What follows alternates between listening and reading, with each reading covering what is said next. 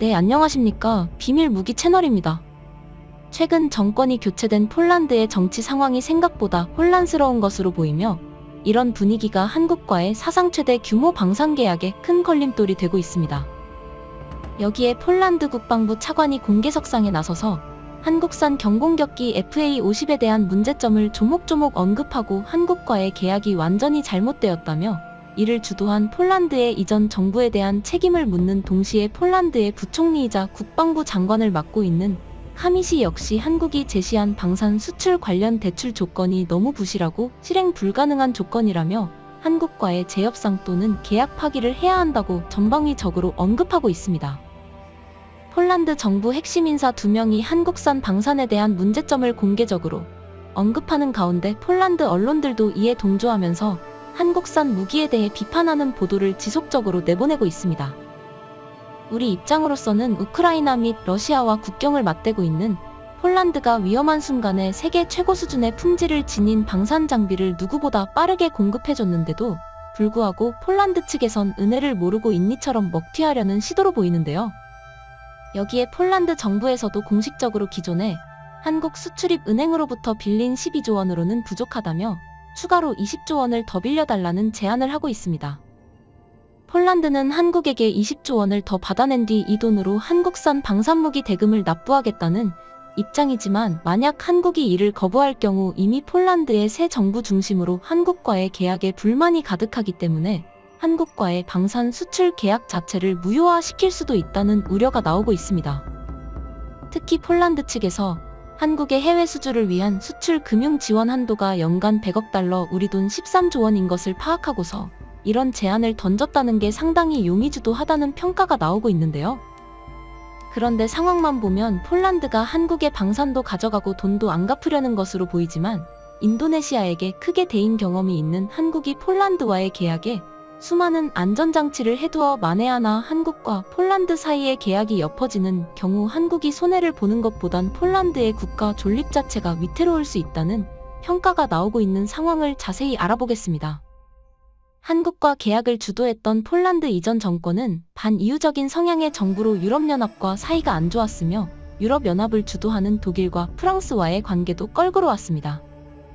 하지만 얼마 전 폴란드의 새로운 정권이 들어서며 친이유 성향의 정부가 세워졌고 유럽연합의 영내 방산장비 도입 50% 룰에 적극적으로 찬성하며 유럽연합 회원국이 무기를 구매하는 경우 유럽연합 국가의 무기로 절반을 채워야 한다는 규정이 검토되고 있는데 이는 사실상 유럽 내에선 독일과 프랑스산 무기를 절반 이상 사용하라는 강내와도 같은 수준의 조항입니다.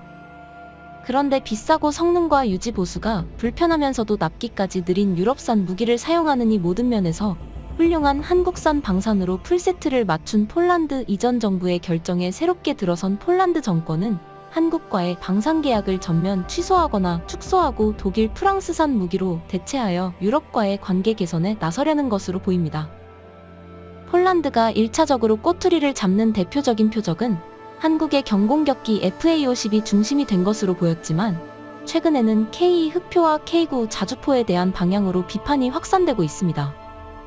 며칠 전 폴란드 라디오 GET에 출연한 카미시 부총리 겸 국방장관은 한국과 체결된 무기구매 대출 계약은 받아들이기 어려운 옵션이 많고 한국이 제공하는 대출 규모가 폴란드가 구매하는 무기 규모에 비해서 턱없이 부족하기에 이행되어서는 안 된다는 주장을 펼쳤습니다.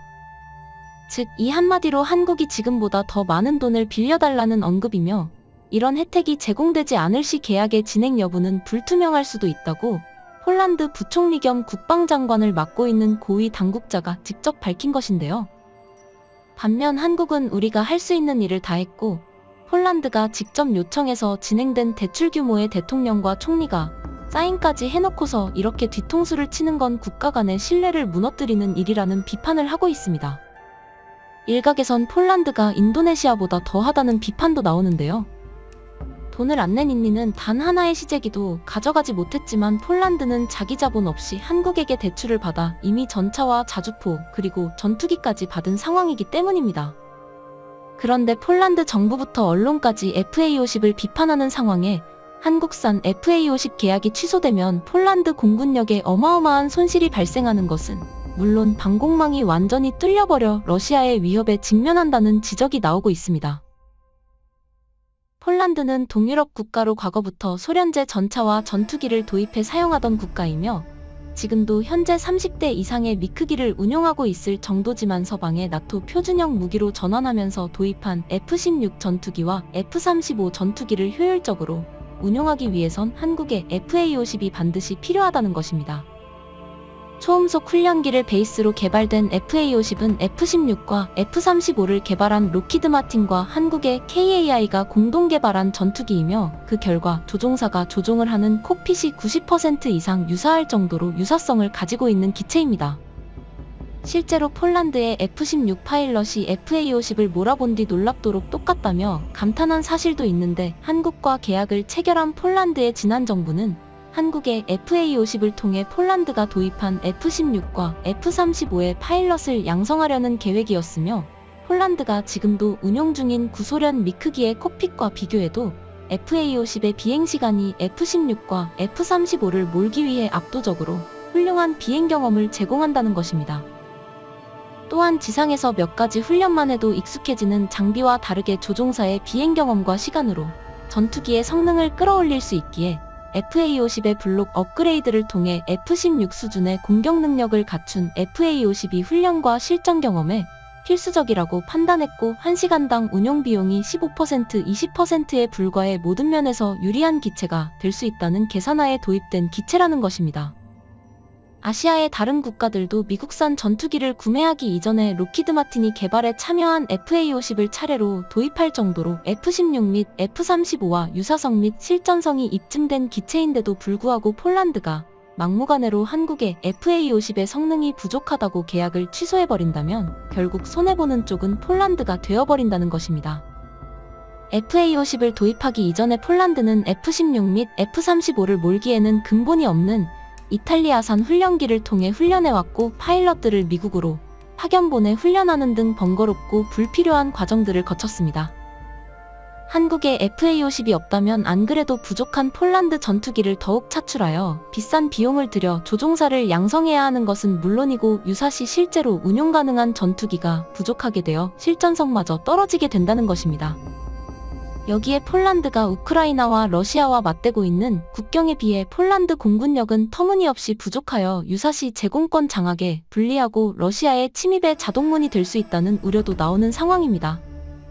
EU와 친하게 지내려는 정치적인 목적으로 한국산 FA-50 도입을 취소하려는 신호를 보내는 폴란드는 만에 하나 K 흑표와 K9 자주포 계약도 엎어버릴 수 있다는 분위기가 감지되고 있는데요.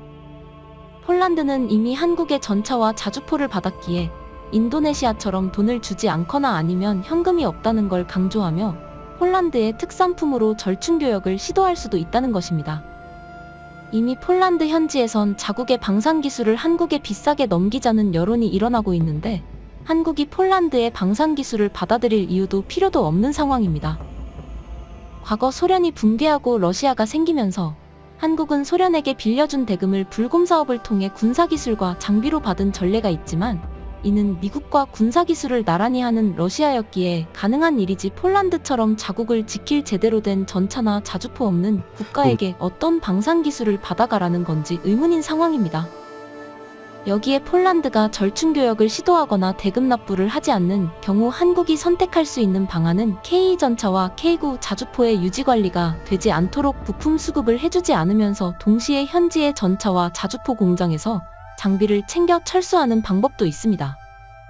전차와 자주포는 정기적으로 자동차 검사를 받는 것처럼 정기적인 유지관리와 부품 교체가 필요한데요. 여기에 필요한 핵심 부품과 구동계통인 파워팩 등은 전부 한국에서 자체적으로 생산하고 있기에 폴란드가 대금 납부를 하지 않으면 빠르면 6개월 내로 길게는 1년 안에 전차와 자주포가 전부 멈춰서 버릴 수 있다는 것입니다. 이렇게 되면 폴란드의 육군 전력은 완전히 비어버리는 것은 물론이고 한국과의 계약 파기로 신뢰를 잃었기에 다른 국가를 상대로 정상적인 무역 활동조차 불가능한 상황에 놓이게 된다는 것입니다. 이렇게 되면 폴란드는 한국을 상대로 약간의 이익을 보려다가 국가의 신뢰를 잃는 것은 물론 안보 능력에까지 구멍이 뚫리게 될 수밖에 없습니다. 시청해주셔서 감사합니다. 영상이 도움이 되셨다면 구독과 좋아요, 부탁드리며 다음에 더 유익한 영상으로 찾아뵙도록 하겠습니다.